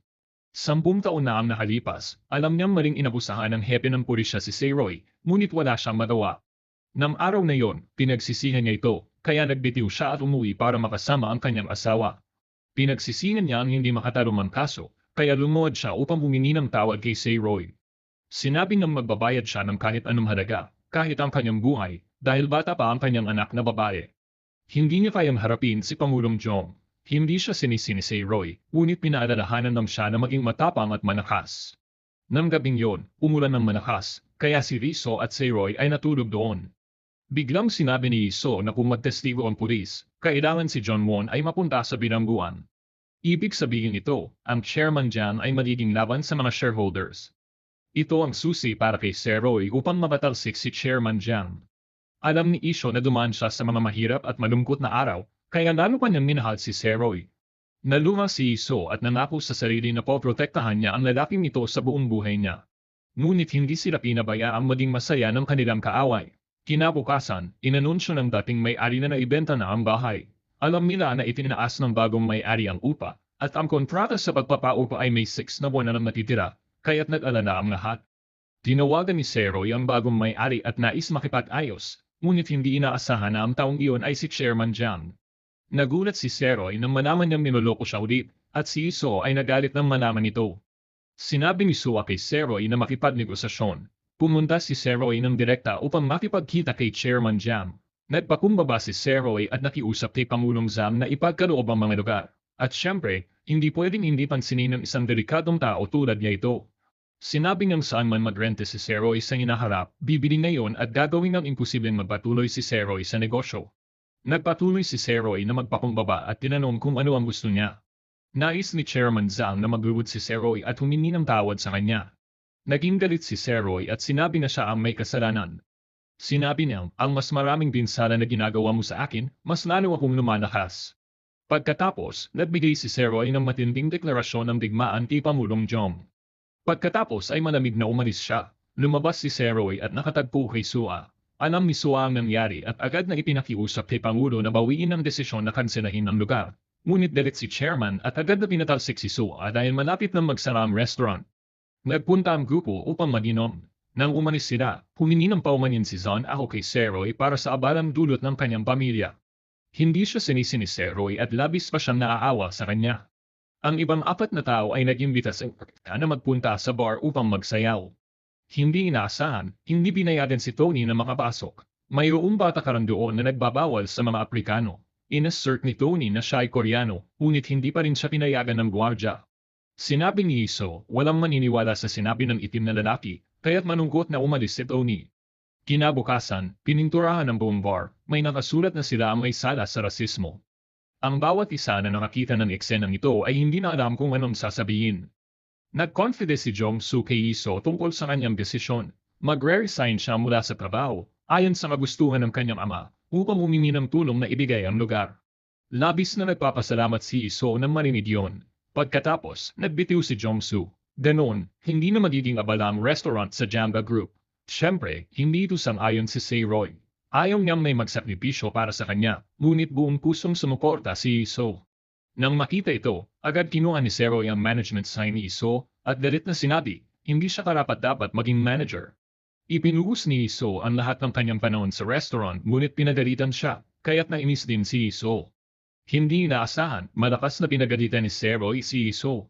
Sinabi niyang hindi siya kailanman nagpapalitan ng nararamdaman para sa kapakinabangan. Sinabi ni Iso na isinakripisyo niya ang buong buhay niya para sa kanya.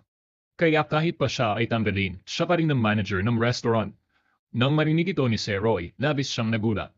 Mas nakita ni Iso ang pasasalamat ni Seroy. Binago nito ang kanyang pananaw sa buhay ayon sa tama. Agad niyang pinuntahan si Seroy upang humingi ng paumanhin. Si Junsu, gamit ang pagkakataong ito, inamin ni Junsu ang kanyang nararamdaman kay Iso. Ngunit sinabi ni Iso na tanging si Seroy lamang ang gusto niya. Pagkatapos, nag-post si Iso ng isang artikulo tungkol sa racism. Ang artikulo ay nakatanggap ng maraming suporta at naging usap-usapan. Inanunsyo rin ni Iso na kung may makakialam kay Seroy, papatayin niya sila lahat. Nang mabasa ito, bumalik si Tony. Nangako si Iso na tutulungan siyang mag-apply ng Korean citizenship. Nakita ng lahat ang pagbabago ni Iso sa kanyang buhay at mas naging emosyonal siya, kaya't natuwa ang lahat. Agad ibinigay ni Seroy kay Iso ang restaurant management sign at labis na ibinasikat ang kanyang pagmamalaki. Tanging si Jensu lang sa kanyang tabi ang nalulungkot. Sa kabilang banda, sinabi ng sekretarya na bumili si Seroy ng bahay sa Itaewon para kay Chairman Jang, na nagdulot ng pag-aalala kay Chairman Zhang dahil tumaas ng malaki ang halaga ng mga shares ng Janga. Inutusan ni Seroy na ibenta lahat ng mga shares na iyon para kumita ng malaki, upang hindi maloko ni Chairman Jang. Bumili si Seroy ng isang malaking bahay sa Itaewon. Habang magkasama ang grupo, ni-renovate ang bagong restaurant, biglang sinabi ng isang matandang babae kay Seroy na malas daw ang bahay na iyon. Wala pang boss na rin trabaho doon nang hindi nalulugi at nauurom ang negosyo. Nang marinig ito, medyo naguluhan ang lahat. Upang matulungan ang bagong restaurant na magtagumpay, nag-livestream si Iso sa mga social platform na nagbigay ng tulong upang maging mas kilala ang restaurant. Alam ng presidente ang susi para matulungan si Seroy na magtagumpay. At ito ay dahil kay Iso. Pinlamang niyang inimbitahan si Iso sa kanyang bahay upang magkita-kita. Pinayagan niyang dumalo si Iso sa press conference ng Janga Group. Nang magbigay ng talumpati ang chairman tungkol sa oryentasyon ng kumpanya, itinaas ni Iso ang kanyang kamay upang magsalita. Sadyang tinanong niya ang chairman kung may pagkakataon bang malampasan ng ibang brand ang Janga. Galit na sumagot ang chairman na kung siya ay buhay pa, walang ibang makakalampas. Ngunit ang tapang ni Iso ay nag-iwan ng malakas na impresyon sa chairman. Pagkatapos na magtangkang umalis ni Iso, agad siyang tinawag ng sekretarya upang pumasok sa isang pribadong silid upang makipagkita kay chairman. Inanyayaan siya ni Mr. Jang na kumain sa isang 5-star na restaurant. Alam ng chairman na may IQ na 162 si Iso at sobrang talino, kaya nais niyang imbitahan si Iso na magtrabaho para sa Janga Group na may sahod na 10 beses na mas mataas kaysa kay Seroy. Ngunit tinandihan ni Iso. Sinabi rin niya na maaari pa siyang magtrabaho para sa kanya sa hinaharap, ngunit tanging kapag napalakas na niya ang danbam.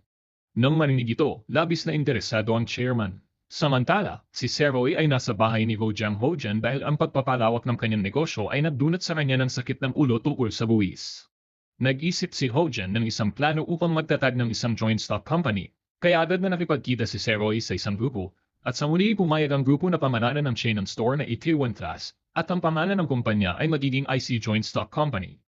Sa mga panahong ito, dumating din ang dating pulis at ang kanyang anak na babae upang magtanong tungkol sa kaso ni Seroy noong nakaraan. Pinaupo ng ama ang kanyang anak na mag-isa, at pagkatapos ay lumabas siya upang makipag-usap kay Seroy.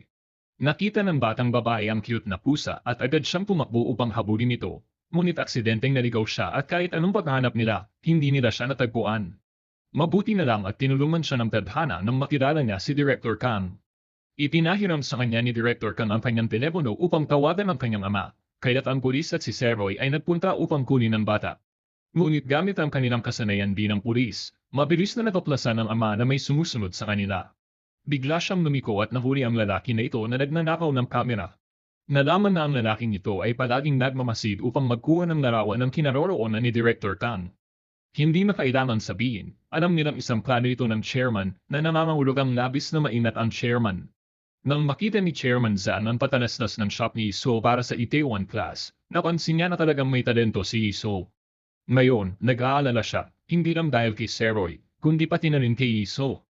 Inanunsyo rin ng sekretarya na ang kanyang pagmamasid kay Director Kang ay nanantad, ngunit hindi nagpanik ang chairman at sinabi niyang huwag pansinin si Director Kang. Ang pinakamahalagang bagay ngayon ay ang paalisan si Iso at papilisan siyang magtrabaho para sa kanila.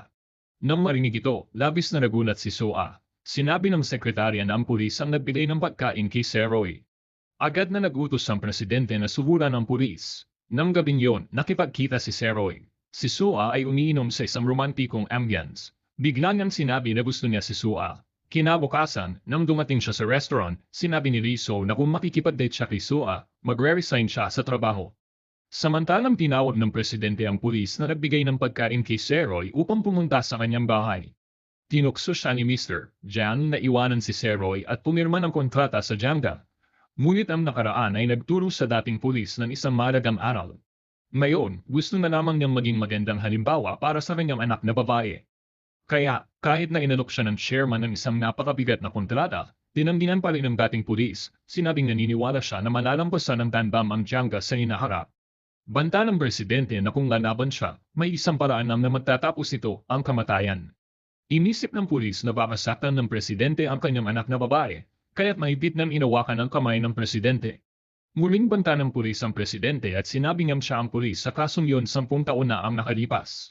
Kung may mangyaring masama sa kanyang pamilya, ibabalik niya ang kaso na ikinabahala ng chairman. Samantalang ang kanyang anak na si Junwon ay pumunta upang hanapin si Iso. Ipinahayag ni Junwon sa lahat na nais niyang imbitahan si Iso na magtrabaho. Tinawag ni Iso si Junwon para uminom. Kaya labis na nag-aalala si Seroy sa bahay. Pinatulan ni Junwon si Iso na magtrabaho sa Jiangga Group gamit ang isang malaking kontrata, at ang bagong posisyon niya ay bilang marketing director. Kasabay nito, nag-alok siya ng sahod na 5 beses ang kasalukuyang sahod, nag-amulat kay Iso. Ngunit hindi niya alam na sobrang talino ni Iso, nagkunwari siyang sumang-ayon dahil hinahangaan siya. Pagkatapos ay pinuri ang malaking ito hanggang sa kunwaring hinahangaan siya. Pinaniwala siya nito at sinabi ang buong katotohanan tungkol sa aksidente sa kotse na pumatay sa ama ni Seroy 10 taon na ang nakalipas. Tanggam Junwon, sinabi niya na lahat. Ngunit lahat ng iyon ay nai-record ni Iso. Alam ni Junwon na nahulog siya sa patibong, kaya pilit niyang inaagaw ang cellphone ni Iso, ngunit mas mabilis si Iso. Malapit na niyang suntukin si Iso nang ibinato ang mainit na kape sa kanyang mukha. Idineklara niya na sino mang magtatamkang humawak kay Seroy ay papatayin niya, ngunit hindi karaniwang tao si Jianwon. Hinabol niya at hinawakan si Iso at agad siyang sinampal. Ang lalaking ito ay sapilitang nagdemand na nakawin ang telepono. Wala nang magawa si Iso at tanging sigaw na naman kaya niyang gawin para humingi ng tulong. Nakita ito ng mga tao at maraming tao ang naroroon. Hindi inaasahan, naglabas si Jianwon ng isang dakot na pera at inihagis ito sa hangin. Lahat ng tao ay abala sa pagkuha ng pera kaya't wala nang tumingin sa kanila. Akala nila madaling makukuha ni Jianwon ang telepono ni Iso. Ngunit hindi inaasahan, nang siya'y nasa panganib, dumating si Seroy para magligtas. Nang makita niyang sugat ang mukha ni Iso, sobrang galit si Seroy at nagtamkang suntukin si Junwon. Buti na lang at nakaram ni Iso si Seroy upang maiwasan niyang mahulog sa patibong. Pagdating ng mga pulis, agad nilang dinala si John Won. Bilang pasasalamat, niyakap ni Roy si So. Ito rin ang kauna-unahang pagkakataon na naramdaman ni So ang ganitong kaligayahan, kahit na siya ay nasasaktan. Sinabi ni So na dumating na ang oras. Ipinost niya ang recording online na nagdulot ng gulo sa opinyon ng publiko. Dahil dito, bumagsak ng gusto ang halaga ng shares ng Janga Group at nagalit si Chairman Jiang kaya't binugbog ang kanyang mapanirang anak.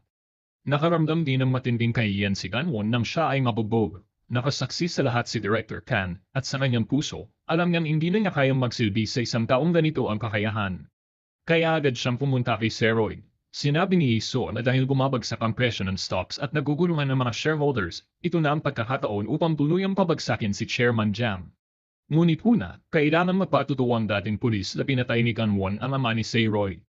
Kinabukasan, nagpunta sila sa bahay ng dating pulis, ngunit hindi nila ito natagpuan. Ang pulis ay abalang naghahanap sa kanyang anak. Nadiskubre ni Director Kan na nakaupo ang bata ng mag-isa sa isang silya. Napag-alaman na alam ng bata na mali ang ginawa ng kanyang ama sa kaso 10 taon na ang nakaraan, kaya umalis siya sa bahay nila. Nakita ni Roy na ang ama at anak ay labis na emosyonal. Kaya't kinailangan niyang ipagpaliban ang pagpapatawag sa kanila upang magpatutuo. Pagbalik niya, sinabi ni Iso na ang pangalawang kondisyon upang pabagsakin si Chairman Zhang ay kapag ipinagtanggol ni Chairman Zhang si John Won sa isang maling paraan. Kasabay nito, nakipagkita rin si Chairman Zhang sa mga abogado upang maghanap ng paraan kung paano ito haharapin. Iminungkahi ni Sua na kailangang ipasok si John Won sa kulungan upang mailigtas ang kumpanya.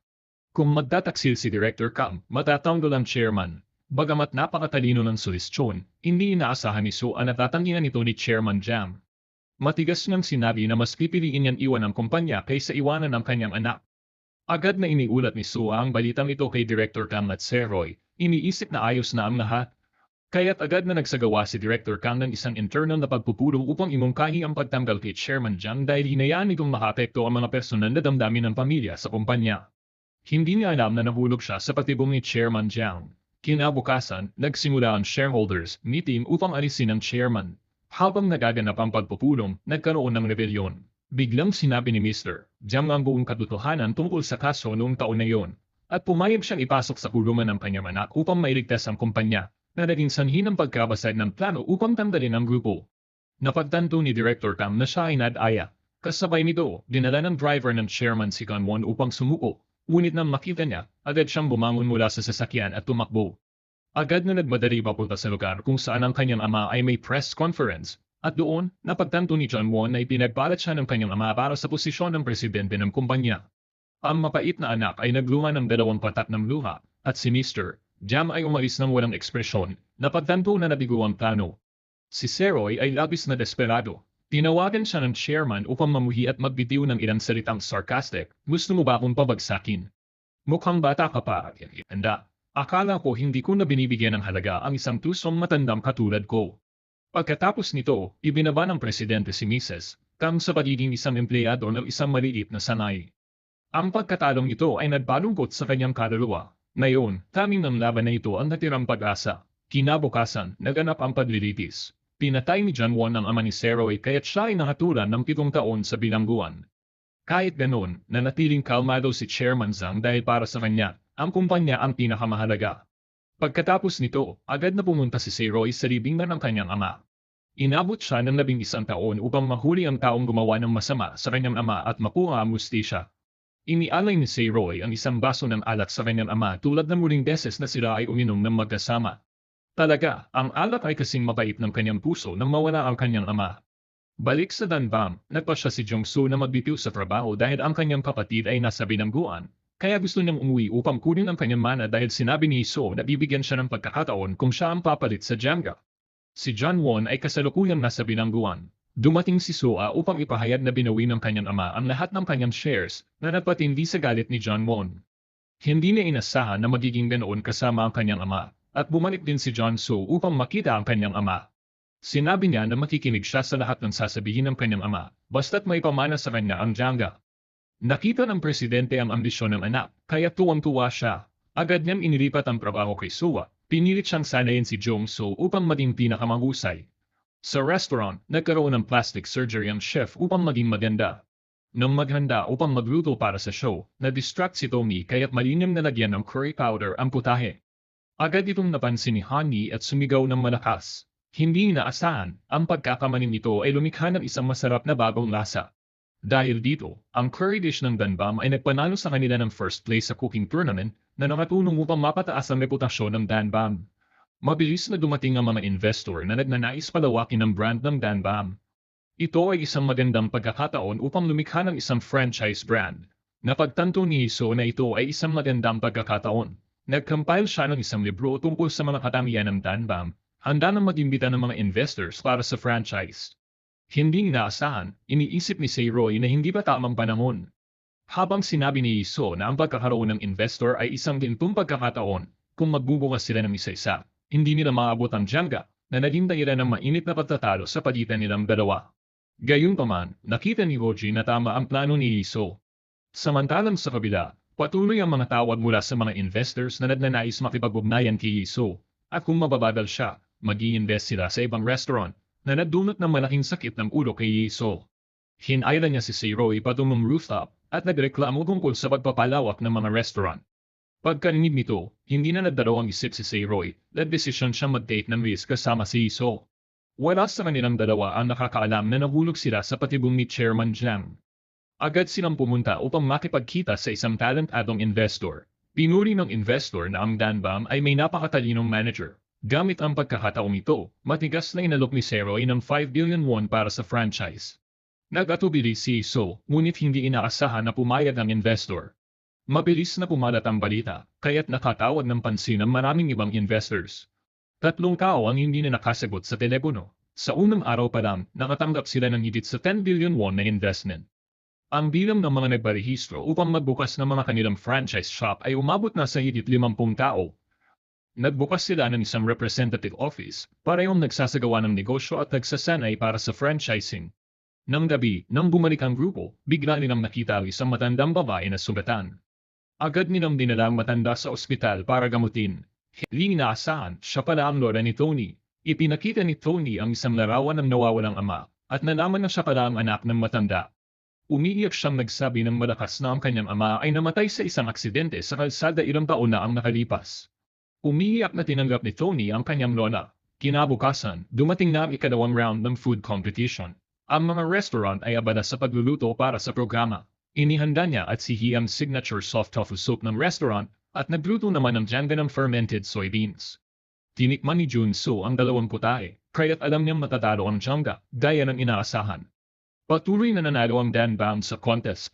Hindi na maitago ng lahat sa grupo ni Sayroy ang kanilang saya, samantalang ang grupo ni So ay labis na malungkot. Pagkatapos ng kompetisyon, inimbitahan ni Sayroy ang dalawa na pumain. Hinawakan ni Sua ang braso ni Sayroy at nauuna silang naglakad. Nababahala si So at lumapit upang iwasan ang dalawa. Masaya ang lahat na nag-inom saglit kaya't gusto nilang maglaro ng truth game. Si Iso ang unang malas na napili. Tanong ni Ganso, kung mananalo ba ang Janga, mamahalin pa siya ni Iso? Dahil nangako si Iso, kailangan sumang-ayon siya dito. Ang susunod na malas na tao ay si Sayroy. Tinanong ni Song Kwan sina Sayroy at Sua kung ano ang relasyon nila. Hindi inaasahan, sinabi ni Sayroy na gusto niya si Sua. Ang sagot na yon ay nakasakit kay Iso. Biglang tinanong ni Ganso, ano ang tingin mo kay Eso? Malungkot na sagot ni Sayroy, isang nakababatang kapatid. Nang marinig ito, hindi napigilan ni Iso ang pag-iyak. Ibinuhos na ang lahat para sa kanya, at ngayon ay nararamdaman niyang mapait at nahihiya. Agad na tumayo si Iso at umalis. Sa pamumumbinsi ni Yuni, mabilis na tumayo si Sayroy at sinundan si Iso. Si Iso ay nasaktan at hindi na maitago ang nararamdaman. Habang may luha sa mata, paulit-ulit niyang sinasabi, mahal kita. Mahal kita higit sa lahat sa mundo. Sa mga nakaraang 2 taon, isinakripisyo ko ang lahat upang magtiwala sa iyo, kasama na ang pag-drop out sa kolehiyo at pag-iwan sa aking ina sa bahay. Inisip ni Sayroy na madali siyang matouch at tatanggapin ang kanyang pagmamahal. Ngunit hindi inaasahan ni Iso ang malupit na pagtanggi, parehong sugat ang puso at nahihiya. Sa huli, umalis si Iso sa malamig at snow in the winter. Ang taong ipinangako niyang poprotektahan ang buong buhay niya ay siya rin ang dumurog sa puso niya. Si Iso ay labis na nasasaktan, nakaupo sa gitna ng kalsada na umiiyak at hindi mapigilan. Ang presidente ay labis na galit dahil natalo sila sa 2 sunod na round ng cooking competition. Inutusan niya na kung matatalo sila sa final round, hindi na kailanman magkakaroon ng karapatan si Junso na magmana. Nang marinig ito, agad na humingi si Junso ng pagkakataon mula sa kanyang ama. Tiniyak niya na mananalo siya sa final round. Pagkatapos ng kompetisyon, mas marami ang tao sa Danbam kaysa dati, ngunit pa siya si Iso na magpahinga muna, upang malanawan si Sayroy at maintindihan kung ano ang tunay na nararamdaman. Nang malaman na nagbitiw sa trabaho si Iso, agad ipinaalam ito ni Junso sa kanyang ama. Napagtanto ng Presidente Jun na ito ay isang gintong pagkakataon. Tunay ng kinabukasan, nang dumating si Sayroy sa opisina, wala ng tao. Lahat sila ay umalis, sabay-sabay na nag-text ng mga investor upang bawiin ang kanilang puhunan. Ito ang nagdulot ng krisis sa buong grupo ni Sayroy. Halos nagastos nila ang mahigit 1 bilyon won sa kamakailang kampanya. Napag-alaman na ang ibang investor ay itinaguyod ni Chairman Jiang upang linlangin ang Danbam. Lahat ng 50 tindahan ay dumating sa Danbam upang humingi ng kompensasyon.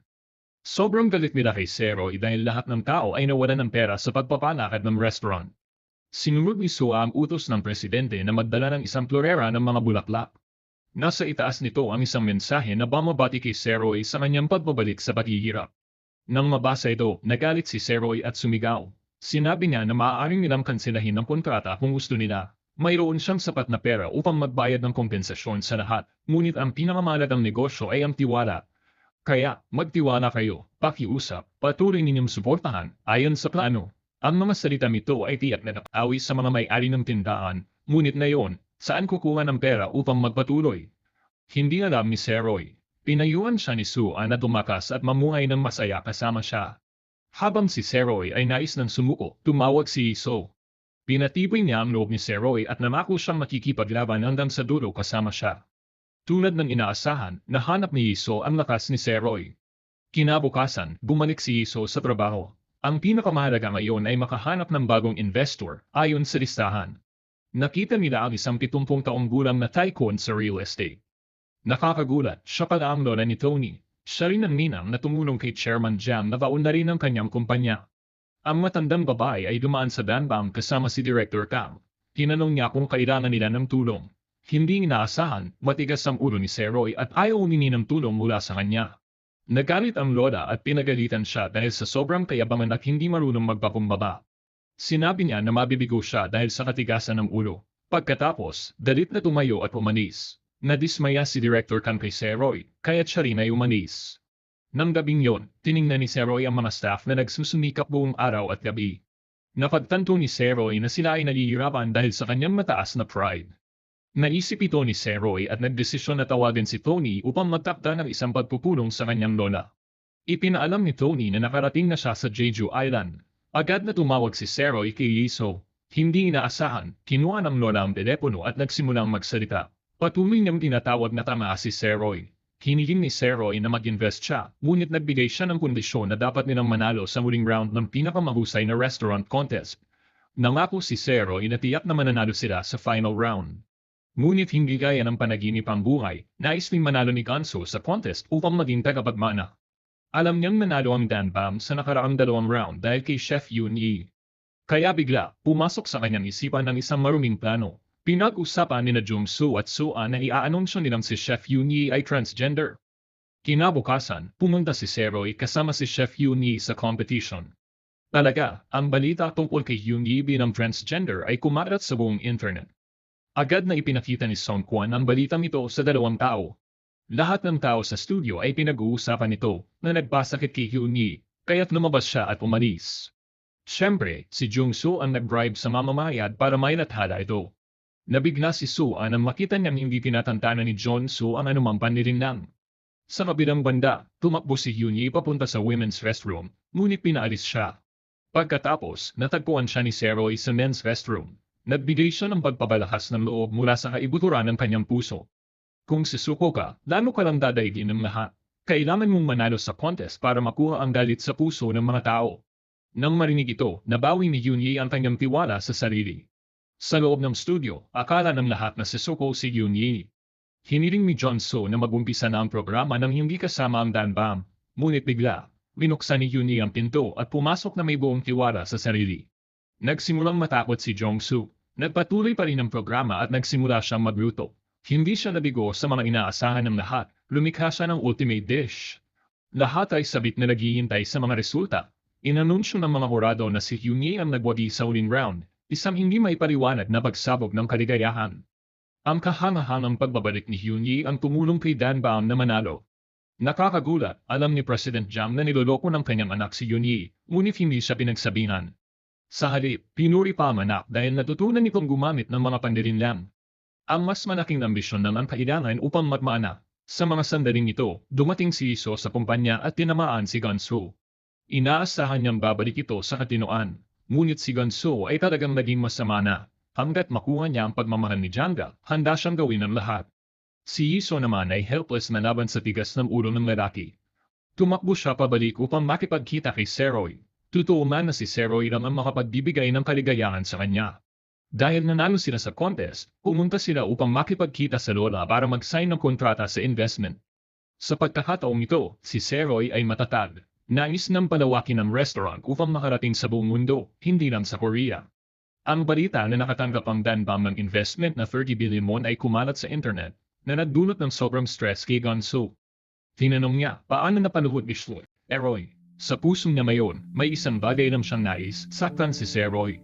Napansin ito ng kanyang ama, kaya pumayag siyang dumalo siya sa pulong ng mga leader. Direkta niyang inanunsyo sa lahat na si Gonso ang magiging tatapagmana ng Jenga. Dahil sa kanyang mga kasuklam-suklam na pandirinlam, mabilis na naging mataas ang pagtingin sa kanya. Ang balita ng pagmamana ni Gonso ay lumabas sa dyaryo at naging sanhi ng pagkabahala ng kanyang kapatid na nasa bilangguan. Nagpapraktis siya ng matindi upang balang araw ay makabalik. Lumipas ang 4 na taon. Ang kumpanya ng IC ni Seroy ay lumakas ng gusto, at si Iso ay naging sobrang gandang babae. Si Seroy naman ngayon ay naging General Director ng maraming maliliit na kumpanya. Sa isang pulong, nagpresenta ang mga leader ng maraming problema na kailangan lutasin. Hindi inaasahan, ginamit ni Iso ang kanyang talino at sa ilang salita lamang ay nakumbinsi ang iba pang mga direktor. Bumalik din si Gonso matapos ang 4 na taon ng pag-aaral sa ibang bansa. Kumpiyansa niyang tumayo sa harap ng Board of Directors upang ipresenta ang kanyang plano. Sinabi niyang bibili siya ng murang kalsada at aayusin ito tulad ng Itaewon, itataas ang presyo ng lupa, at saka ibebenta lahat. Ang deal na ito ay inaasahang kikita ng 200 bilyon won. Agad na pumayag ang chairman ng marinig ito. Ipinakita nito na may malawak na pananaw si Jong-soo. Inatasan siya ng Mr. Jang upang give-in ang kumpanya ni Seroy at saka magmana. Sa mga sandaling yon, pinalaya naman ang nakatatandang anak ni Jang, si Jong-wan, mula sa bilangguan. Ngunit sa oras na yon, masama ang kalagayan ng chairman. Madalas siyang nahihirapang mag-isip. Sinabi ng doktor na may terminal pancreatic cancer ang chairman. Ang malupit na si Gonso ay tanging nais lang ay mamatay ang ama upang magmana. Si Jong-wan, matapos mailabas mula sa bilangguan, ay bumisita sa kanyang ama. Ang 4 na taon ng pagsasanay ay nakatulong sa kanya upang maging kalmado. Diretsahang sinabi ni Junso sa kanyang ama bago siya mamatay na kailangan nitong pulili ng tagapagmana dahil alam niyang may kalamangan siya sa kanyang kuya. Ngunit hindi sumuko si Jin-won. Sinabi niyang sa loob ng nakaraang 4 na taon, memorize na niya ang lahat ng mga ideya ng kanyang ama at kailangan niyang mabunta sa kanya ang Janga. Sa kabilang banda, si Seroy ay nakipagkita kay Sua para sa isang hapunan, ngunit biglang tinawagan si Hojan kaya kailangan niyang magmadaling umalis. Pagdating niya doon, pinagalitan siya ni Hojan dahil sa pagiging tama. Siya ang presidente ng IC ngunit nakikipag-date siya sa direktor ng isang kalabang kumpanya. Napadaan naman ni Hojan na si Jong-won ay pinalaya na mula sa bilangguan. Bukod pa rito, ilang buwan na naman natitira para mabuhay ang chairman Jang. Nang marinig ito, hindi makapaniwala si Seroy. Agad siyang tumawag sa telepono at kinausap si Chairman Jang. Sinabi niya, hindi ko talaga nais na mamatay ka. Kailangan mong mabuhay upang makipagkumpetensya sa akin. Nakakatuwa na ang tanging tao na nais na magpatuloy ang buhay ng chairman ay si Seroy. Ang mga salitang ito ay nagpasaya kay Chairman Jang. Pagkatapos nito, bumalik si Seroy sa kumpanya at nakita si Iso na natutulog ng pagod sa lamesa. Agad na inalis ni Seroy ang kanyang jacket at isinuot ito sa kanya. Biglang nagising si Iso at ramdam niya ang labis na kilig. Guluhan si Seroy sa kanyang nararamdaman. Kinabukasan, nagkaroon ng pulong ang lahat upang pag-usapan ang pamamana ng Janga. Kung si Jong-soo ang magiging chairman, magiging mapanganib ito para sa kanila, kaya kailangan nilang pigilan ito. Nakaisip si Iso ng plano. Una, tisin si Gonso bilang CEO, at siya ang ipapalit sa kanya dahil may mga shares din si Iso. Perfecto ang plano at agad na sinang-ayunan nito ng lahat. Nang natira na lamang si Seroy at Iso upang talakayin ang plano, biglang tinawagan ni Soo si Seroy at iniimbitahan siya sa isang hapunan, ngunit tinanggihan siya ni Seroy dahil abala siya. Nakita ito ni Iso at nagbitaw ng mga salitang puno ng selos. Hindi inaasahan, si Seroy ay nainis at iginiit na hindi niya siya itinuturing na isang babae. Labis itong ikinanungkot ni Iso. Nang makita niyang malungkot si Iso, biglang nakaramdam ng guilt si Seroy, ngunit hindi ito inamin sa harap ni Iso. Agad na naintindihan ni Iso ang nangyari. Nang marinig ito, napatunayan na nagkakaroon na siya ng mga nararamdaman para kay Iso. Sa kabilang banda, nalaman din ni Chairman Jiang ang plano ng grupo ni Seroy. Agad na nag-isip si Seroy ng paraan upang harapin ang naalis na direktor. Sa bahagi ni Iso, araw-araw siyang pumunta upang makipagkita sa mga shareholders ng Jenga Group. Inira niya ang lahat ng kanyang lakas upang kumbinsihin sila na pumanig sa kanya, at napansin ng mga shareholders kung gaano siya kahusay. Karamihan sa kanila ay talagang natuwa, ngunit dahil sa labis niyang pagtatrabaho, damyugo ang kanyang ilong habang nagtatrabaho si Iso. Si Seroy naman ay pupuntang makipagkita kay Sua. Tinanong siya ni Sua kung gusto pa ba siya ni Seroy. Sa puntong yon, pumasok si Iso at nakita ang dalawa. Labis siyang nadismaya kay Seroy at agad siyang umalis. Nais sana ni Seroy na habulin siya, ngunit sinadyang pinigilan siya ni Sua. Nang tumayo si Seroy upang habulin si Iso, huli na. Malungkot na bumalik si Iso sa kanyang ina. Kinabukasan, naganap ang shareholders meeting ng Jenga Group. Si Iso ay may sakit, ngunit patuloy na nagpakita ng lakas hanggang sa siya ay mawala ng malay dahil sa sobrang pagod. Kaya't nagpatuloy ang meeting nang wala siya, at sa huli, tinanggihan ang kanyang appointment bilang CEO. Nanalo ang panig ng presidente, ngunit hindi aninda na ito kay Seroy at dali-daling pumunta sa ospital upang bisitahin si Iso. Agad siyang nag-isip ng plan B. Nakita na sobrang enthusiastic si Iso, kaya sinabing Seroy sa kanya na magpahinga siya o baka siya pa ang mawala ng trabaho. Pagkatapos ng sabihin yon, umalis si Seroy. Nakita ito ni Sung Kwan at agad siyang sinundan. Ang pagsabi niyang bulag pa rin siya tulad ni Sua ay isang pagkakamali. Ang mga salitang yon ay nagpaalala kay Seroy. Nang makita niya ang kwintas na gusto ni Iso, agad siyang pumunta upang bilhin ito para sa kanya. Ngunit nang bumalik siya sa ospital, wala siyang lakas ng loob na ibigay ito kay Iso, at tumayo lamang siya sa labas. Samantala, si Gunwon ay dumating upang makipagkita sa boss ng mafia. Ibinagsak niya ang isang backpack ng pera sa mesa upang mag-hire ng mga tao para saktan ng grupo ni Seroy. Ang grupo ni Seroy ay abala sa pagtanggap ng trabaho ni Iso, at habang binubuksan niya ang drawer ng dokumento ni Iso, aksidenteng nabasa niya ang buong diary nito, kasama ang larawan na iginuhit ni Iso ng mukha niya. Unti-unti niyang naintindihan ang pagmamahal ni Iso sa kanya.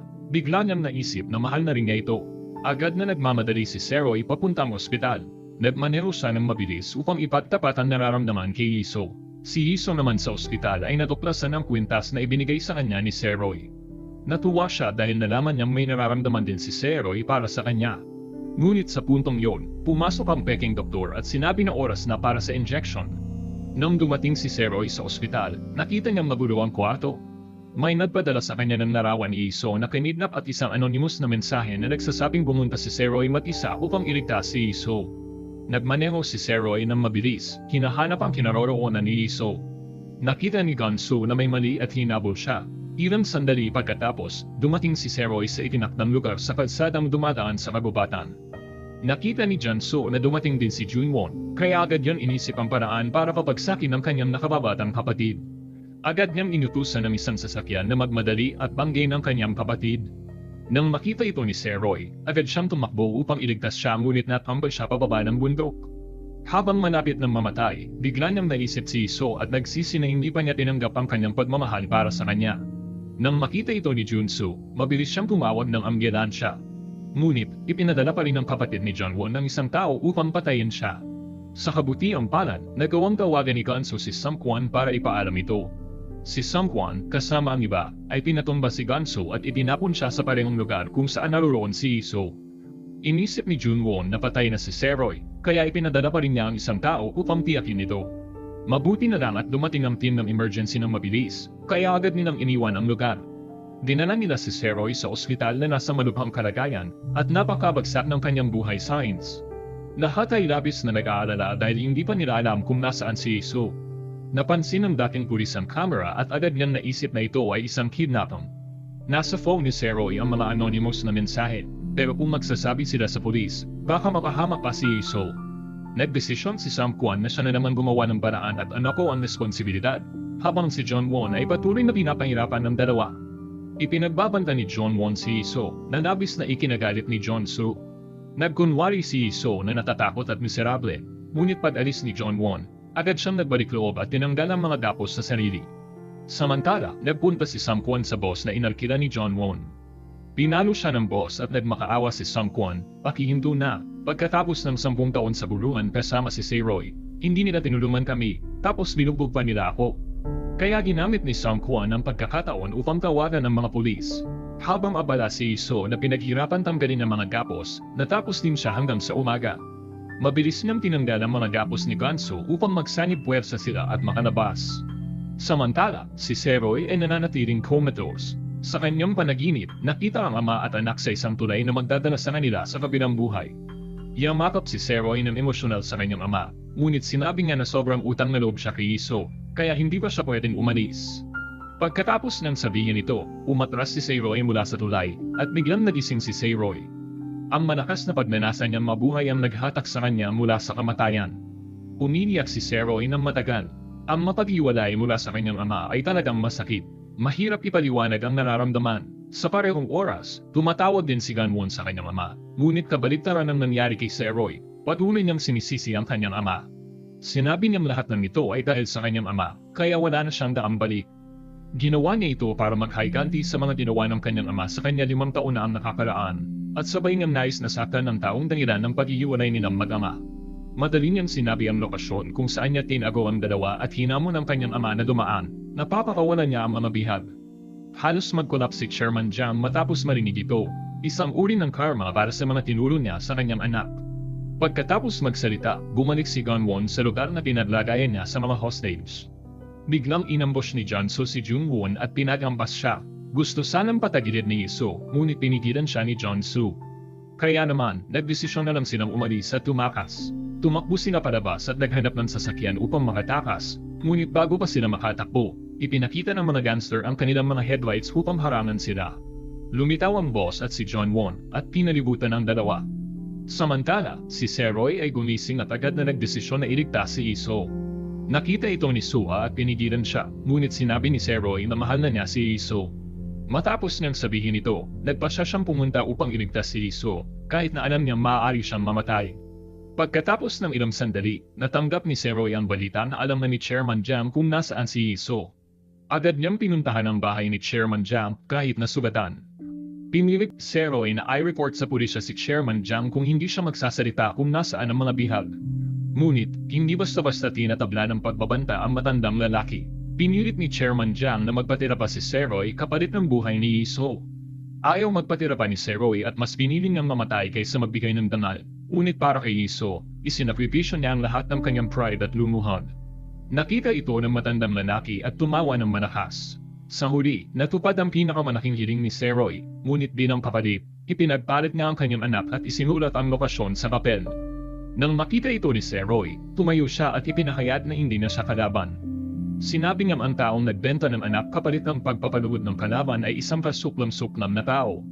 Hindi na siya karapat-dapat na maging kalaban. Matapos niyang sabihin ito, kinuha ni Seroy ang address at iniwan ang matandang lalaki na galit na galit. Samantala, ang mga gangster ay pinalibutan at naghahanda upang patayin ang dalawa. Tumakbo si Iso at kinuha ang pala, habang si Johnson naman ay kumuha ng bakal na panghampas. Nagbilang si Iso ng 3 at nagtakda upang lumaban, ngunit nang matapos siyang magbilang, iniwan niya ang pala at tumakbo palayo. Iniiwan si Junsu upang pigilan sila. Ginamit ni Junsu ang natitirang lakas upang pigilan ang mga gangster, ngunit habang papatapos na siyang patumbahin ng boss, pinigilan siya ni Junwon. May natira pang konsensya sa kanya kaya hindi niya binayagan na masaktan ang kapatid.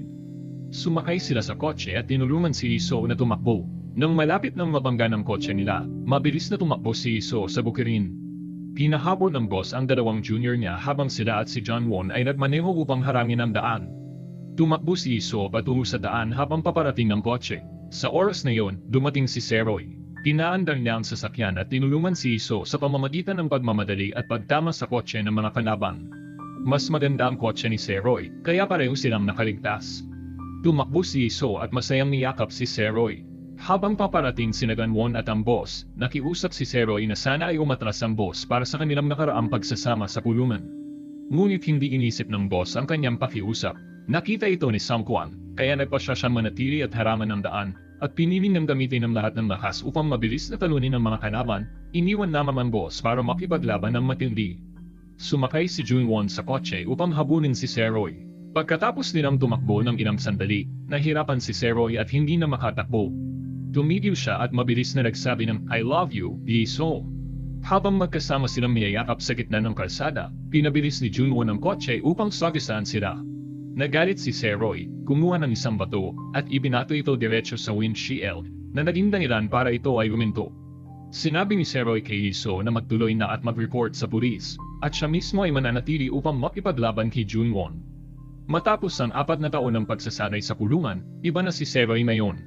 Pagod na siya matapos ang insidente, kaya tulungan siya at pinugbog ng Junwon. Ginala naman ni na Sungkwan ang boss at ang mga junior nito, ngunit dahil sa kabutihang loob ni Sungkwan, pinatawad niya ang buhay ng boss, umaasang magiging mabuti pa rin ito. Akala ni Seroy ay mamamatay na siya, ngunit ang pag-iisip ng pagliligtas kay Jisoo ang nagbigay sa kanya ng lakas.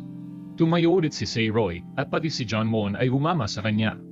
Ginamit ni Seroy ang lahat ng lakas niya upang talunin si Junwon, ngunit siya rin ay bumagsak dahil sa pagkapagod. Pagkatapos, bumalik si Jisoo kasama ang mga pulis at nagyakapan ang dalawa ng masaya. Kinabukasan, isinumbong ni Suha ang lahat ng ebidensya ng mga krimen ng Jamga sa mga pulis. Agad na ni-raid ang bahay ni Chairman Jang at nagsimula ang investigasyon. Inimbestigahan ng buong grupo para sa embezzlement at bribery. Nais ni Chairman Jang na aminin lahat ng kasalanan dahil malapit na siyang mamatay. Ngunit sinabi ng sekretarya na gusto ng mga partner na i-cancel ang kontrata. Dahil dito, napilitang ibenta ang kumpanya dahil sa bankruptcy. Nang marinig ito ni Chairman Jang, siya'y napagkanaman na mawawala na lahat. Kaya't humingi siya ng tulong ngunit hindi ito nakuha. Ngayon ay napagtanto na ni Chairman Jang na tanging si Seroy na lang ang makakapagligtas sa kanya. Si Junwon naman ay nabilanggo dahil sa mga paratang ng hindi matagumpay na pagtakip at pagpatay, kaya't siya'y may criminal record at hinatulan ng habang-buhay na pagkakakulong. Samantala, nagising si Seroy sa ospital. Ang unang ginawa niya ay niyakap ang taong minamahal niya, ngunit galit na galit ang nanay ni Jisoo nang malaman ang lahat, kaya pinagsabihan si Seroy sa ospital. Hindi inaasahan, sumagot si Seroy ng "I'm sorry" na ikinatuwa ng nanay ni Jisoo at ikinadalak din ni Jisoo. Masaya silang umalis sa ospital upang magtulungan pa uwi, ngunit pagdating nila sa restaurant, nakita nila na dumaan si President Jang upang kumain sa kanila. Pumunta si Seroy sa kusina at siya mismo ang naghanda ng pagkain at inimbitahan si President Jang na mag-enjoy sa pagkain. Ang lasa ng pagkain ay labis na nakapagbago ng pananaw ni President Jang tungkol sa kakayahan ni Seroy. Pagkatapos, in-announce ni Seroy na papagsamahin niya ang Jamga sa kanyang kumpanya at aalisin na ang pangalang Jamga ng permanente. Dahil dito, si President Jang na may malungkot na mukha ay gumayo, biglang lumungat at taos pusang humingi ng tawad kay Seroy. Ginawa niya ang masasamang gawain sa buong buhay niya, ngunit sa huling sandali, nagbago siya. Hiniling niyang patawarin siya ni Seroy at pagkatapos ay yumuko siya sa sahig. Nais noon ni Seroy na lumuhad si Chairman Jang, ngunit na yung nangyari na matagal niyang minanais ay hindi siya natuwa. Sa halip, naapektuhan siya at pinatawad siya sa lahat, ngunit itinuloy pa rin ang pagsasanib ng kanilang mga kumpanya. Si Chairman Jang na nagsimula ng negosyo mula sa walang-wala at nakapagtayo ng malaking korporasyon, ay sa huli ay nawala ng lahat dahil wala siyang malasakit sa iba. Nang sumunod na araw, idinaos ang pagpupulong para isama ang Jamga sa kumpanya ni Seroy. Si Seroy ay natural na nahiram bilang presidente at nakamtan ng buong suporta ng mga shareholders. Si Jang-soo, na humama sa kabutihang loob ni Seroy, ay mas nirerespeto siya at nagbago ng landas ng kanyang buhay. Tinanggal na niya ang mga ambisyon at nagpasimula ng bagong buhay. Mula sa pagiging isang binata na walang-wala sa buhay, nagdusa sa pagkamatay ng kanyang ama at pagkawala ng lahat habang siya ay nakapulong. Ngunit dahil sa mabuting puso at matibay na kalooban, nakuha ni Seroy ang lahat ng kaligayahan at yaman sa dulo. Si Seroy at Jisoo ay nagpunta magkasama at sa huli ay nagkaroon siya ng sapat na lakas ng loob upang hawakan ang kamay ni Jisoo. Binigyan na ito ng isang masigasig na halik. Magkasama nilang tinamasa ang isang masayang buhay. Dito natatapos ang pelikula. Maraming salamat po sa panonood. Kung nagustuhan mo ang aral sa istorya na to, huwag kalimutang mag-subscribe sa channel. At pindutin ang notification bell para lagi kayong updated sa mga susunod nating uploads.